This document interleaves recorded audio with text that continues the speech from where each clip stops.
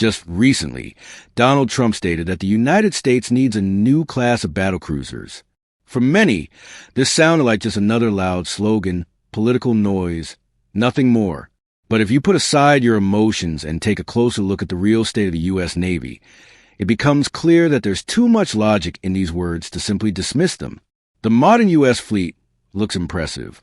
Dozens of Arleigh Burke destroyers, Ford supercarriers, and Ohio nuclear submarines capable of solving any strategic task. But there's a strange disconnect between these elements of the U.S. Navy. The decommissioned Ticonderoga cruisers never received a proper replacement. The futuristic Zimmel cruisers proved to be nothing more than a bold experiment, and destroyers are forced to take on missions they weren't originally designed for. In this context, Donald Trump's announcement of a new class of cruisers ceases to be eccentric. Nowadays, it sounds like an intuitive hit on a very real problem. However, is there room in the current U.S. Navy structure for a fundamentally new class of large surface ships? And if so, what should it be like? Donald Trump's statements about military technology are rarely technically accurate. More often than not, they rely on imagery. The biggest, the most powerful, or the best in the world. That's why recent announcements about a new class of Trump-class battleships initially seemed like political hype, but the reaction was different. Instead of the usual condescending dismissal or skepticism, the U.S. president's words unexpectedly coincided with issues that have been discussed in professional circles for several years. What's even more interesting is that this was far from the first time Trump had floated the battleship proposal. 10 years ago, speaking from the deck of the former battleship USS Iowa, then presidential candidate Donald Trump raised the possibility of returning the ship to service if he were elected. Although he won the election, the Iowa remained moored in the port of Los Angeles, California, where it remains to this day. The Iowa-class battleships were essentially the last battleships built for the Navy. 3 of the 4 ships of the class were decommissioned before 1960. But in 1980, under President Reagan, the battleships underwent a major modernization and were recommissioned. Moreover, the upgraded IAS had the largest payload of Tomahawk missiles, 32, of any U.S. Navy vessel until the late 1980s when the Ticonderoga-class cruisers with 122 -41 Malawi Quachas vertical launch system cells and the modernized Spruance-class destroyers with 61 -41 Malawi Quachas cells entered service. The Iowa served until the end of the Cold War, after which they were gradually decommissioned from 1990 to 1992. However, the battleships Missouri and Wisconsin even managed to participate in the Persian Gulf War.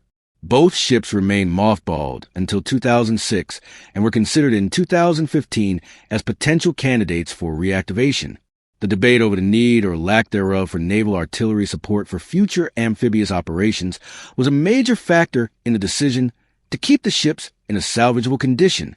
Incidentally, no country in the world is currently building new warships that match traditional battleships in size and configuration. While the United States certainly has the necessary material and technical resources and specialists, any attempt to build such ships would be extremely costly and labor-intensive.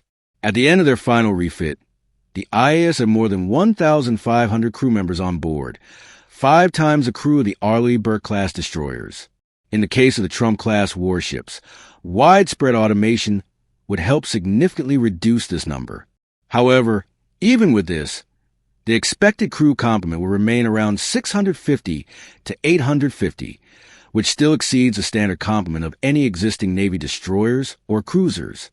But a far greater problem for the new battleships would be that being gun-oriented, they would need to approach to very close range to use their weapons against any targets in conditions where the enemy's capabilities were anti-access, and area denial are only expanding.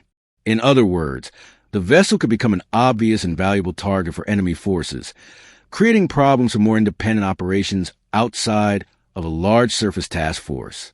Moreover, the future of those types of amphibious operations where naval artillery fire support could be most useful is increasingly being called into question. As early as 2020, a complete restructuring of the U.S. Marine Corps force structure began based on new operational concepts that place less emphasis on deployment using traditional large amphibious ships.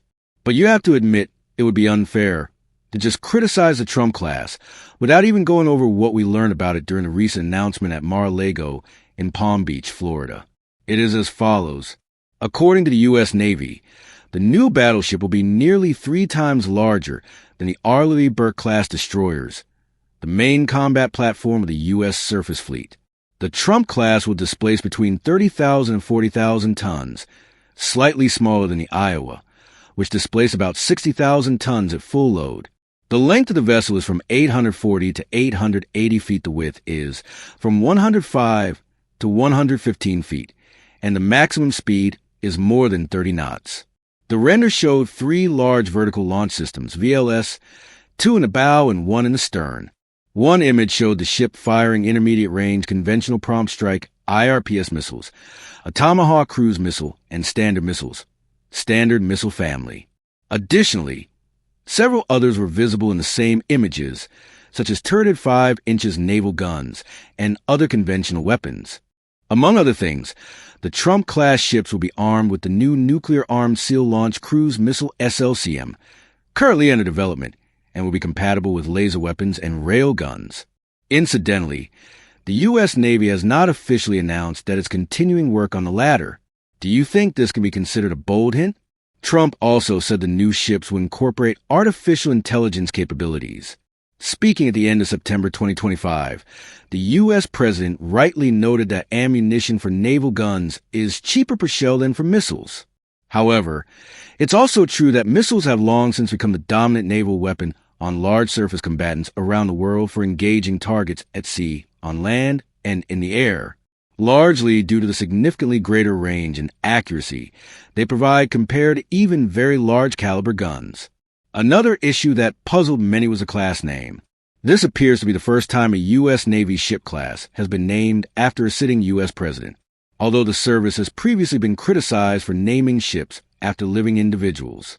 What's also unusual is that the lead ship will not bear the name of the class, as was the case, for example, with the Gerald R. Ford-class supercarrier and the lead ship of the same name, CVN-78 USS Gerald R. Ford. In the case of the Trump-class battleships, the lead ship will be the USS Defiant BBG-1, in accordance with the name of their development program, BBGX, which replaced DDGX. The U.S. Department of Defense announced that the BBGX program will incorporate technologies and capabilities from its predecessor. The ships are planned to be armed with 12-cell conventional prompt strike CPS hypersonic missile system, 128-cell Mark 41 VLS, previously named SLCMN, 32 MJ railgun, as well as a pair of 300 kilowatts combat lasers. And the following were mentioned as defensive capabilities. For 30mm guns, 2 rolling airframe missile ram launchers, for ANEQ-4 optical dazzling interdictors, Odin, and 2 anti-drone systems. Other key features include a closed hangar for vertical takeoff and landing VTOL aircraft, such as the futuristic Bell Boeing V-22 Osprey helicopters, as well as future manned and unmanned VTOL aircraft. The U.S. Navy truly needs to rethink its surface component as the existing architecture begins to experience systemic overload. U.S. Navy officials at the highest levels have repeatedly spoken in recent years about the need to consider plans for surface warfare in the foreseeable future beyond the overall missile launch capability, especially given the fleet's declining size. A key focus of the discussions was filling the gaps that will arise when the last Ticonderoga-class cruisers are decommissioned at the end of this decade, which will in turn lead to the retirement of hundreds of VLSs. We'd like to highlight the fact that within this discourse, large caliber guns historically associated with battleships were not considered as any kind of alternative. After all, let's be honest, no one wants the new Trump-class battleships to even partially replicate the success of the Zumwalt stealth destroyers, which became ballast shortly after the U.S. Navy's decision not to purchase long-range land attack projectile LR-LAP ammunition, with a price tag of $800,000 to $1 million for the 155mm Advanced Gun System AGS. The overall design and production time of large warships also leaves some uncertainty for any naval ship building project. Since the end of the Cold War, the U.S. Navy's seen a number of major warship programs curtailed or canceled, take the Zuma-class or the recently canceled Constellation-class frigates. However, the Navy insists that it does not intend to repeat previous mistakes and will find a worthy place for the new battleships in the fleet of 2035. Yes, We know that the Trump class was announced with a 2030 construction start date, but experts say the entire project will likely take around 6 years. That means we'll have to wait until at least 2032. Regarding pricing, the future DDXX destroyers, the predecessor to the BBGX, were previously expected to cost taxpayers between $3.3 billion and $4.4 billion, including research and development R&D costs. At least that's what the Government Accountability Office, GAO, reported. The price tag for a single Trump-class battleship, according to preliminary data, varies wildly from $5 to $15 billion.